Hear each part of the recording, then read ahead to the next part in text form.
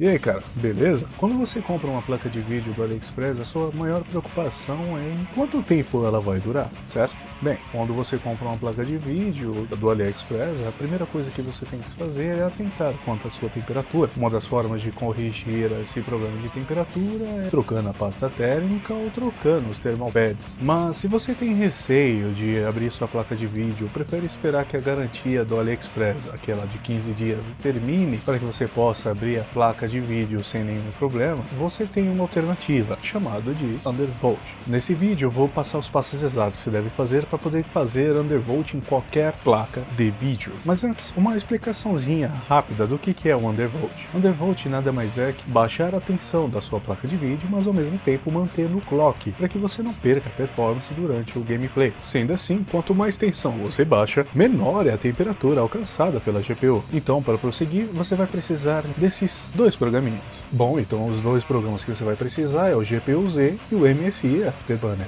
Com o GPU-Z instalado aqui, tudo que você precisa ver é o Default Boost Clock da sua GPU. Com esse número que você acabou de obter, a gente pode prosseguir para o Undervolt. Agora, para saber exatamente qual era o valor máximo do clock da minha placa de vídeo, eu liguei o Resident Evil 4 pela primeira vez.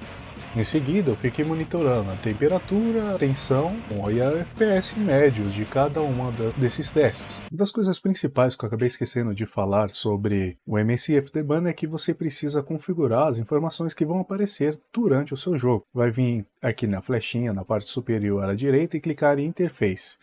Após isso, vem aqui na opção Language ou Idioma e seleciona o idioma português. Após isso, clique em Aplicar, OK, e se achar necessário, reinicie MSI Afterburner para aplicar as configurações. Depois volte novamente aqui em Engrenagem, Monitoramento e selecione todas as opções que você quer que apresente na tela dentro do seu jogo. Clique aqui na setinha para você confirmar que essa opção deve aparecer. Em seguida, clique em Exibir informação na tela, em formato de texto, e renomeie o sensor para o nome do sensor que você gostaria que aparecesse durante o jogo. Após isso, é só você colocar todas as opções, aplicar e OK. Eu vou passar mais aqui devagar para que vocês possam ver todas as opções que eu tenho.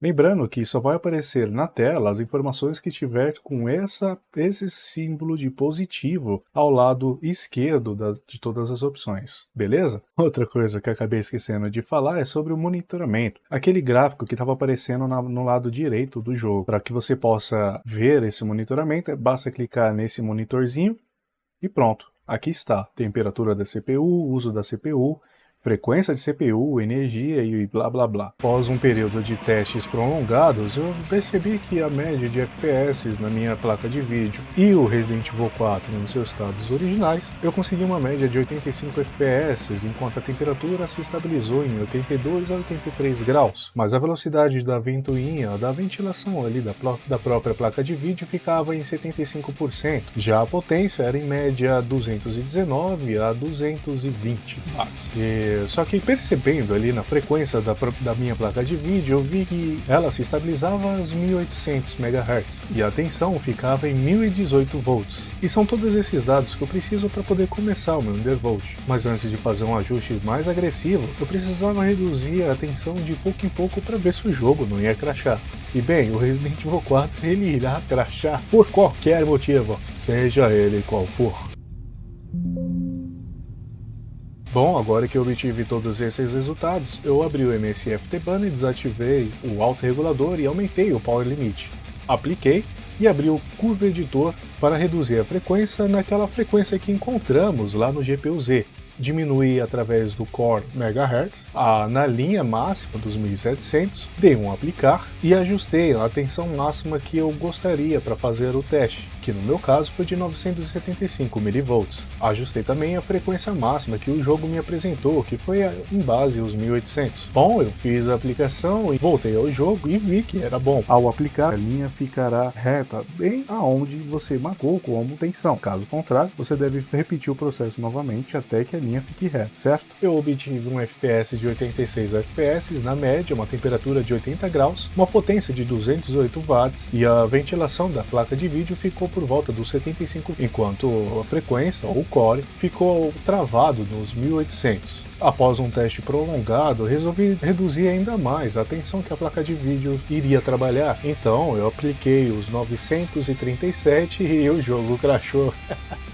Bem, já que o jogo crashou, eu voltei novamente e eu fui um pouco mais para a direita, ou seja, eu aumentei a tensão para 943. Eu fiz o teste em 943 e vi que o FPS se mantinha muito bem, mas a temperatura foi para 79 graus e a ventilação da placa de vídeo foi para 65%. Bom, já que eu achei um ponto equilibrado, tanto do jogo quanto do undervolt, reduzi a tensão para 943 mV e resolvi aumentar um pouco da frequência do core. Sendo assim, eu apliquei os 1920 e aproveitando, também fiz um overclock na memória da placa de vídeo, deixando em mais ou menos 799. E obtive um resultado muito mais satisfatório, que foram de 89 FPS na média, uma temperatura de 79 graus, uma potência de 195 watts e a ventilação se manteve nos 65%. Eu consegui reduzir a temperatura da placa de vídeo em 3 a 4 graus, e isso já é muito bom. E a ventilação da GPU reduziu para 65 watts e ficou um número muito bom, mas a gente pode ir além.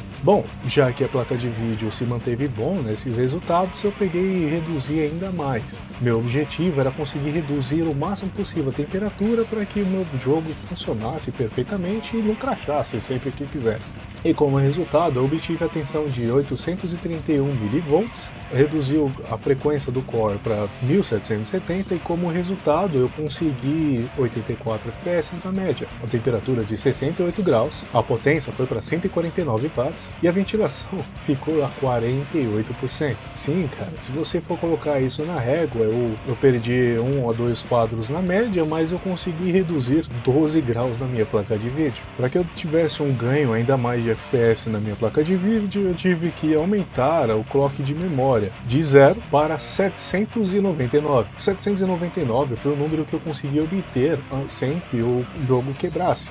Basicamente, o jogo iria ficar com texturas pontiagudas ou talvez o Leon ia sumir.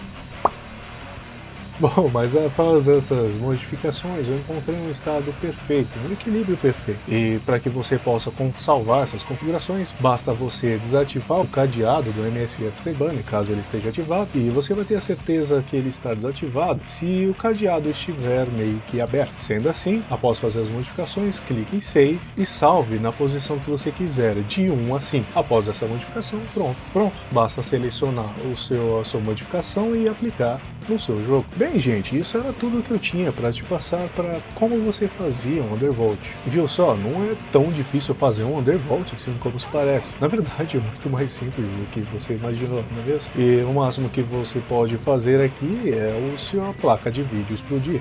Não, eu tô brincando, a sua placa de vídeo não vai explodir. O que pode acontecer é ela desligar o seu computador e dar uma reiniciada, chegando em altas temperaturas. É claro que o computador, o sistema operacional estão preparados para poder desativar e impedir que você estrague sua placa de vídeo ainda mais. Sem contar que essas opções até mesmo de overclock, elas são pré-configuradas pela fabricante, então significa que você pode mexer o quanto quiser e a sua placa de vídeo não vai quebrar, mas um overclock pode acabar diminuindo a vida útil da sua placa de vídeo, enquanto o undervolt ele vai prolongar a vida útil da sua placa de vídeo. Bom, era só isso que eu tinha para apresentar para vocês, eu espero que isso tenha realmente te ajudado, mas lembre-se de não utilizar os números que eu apresentei aqui para poder fazer o seu undervolt. Todos os passos que eu mostrei aqui é para que você obtenha o seu próprio resultado e consiga fazer a melhor opção para você. Lembre-se, nenhuma placa é igual, mesmo que ela seja o mesmo modelo e a mesma fabricante. Elas podem diferenciar entre si pela forma em como elas foram construídas.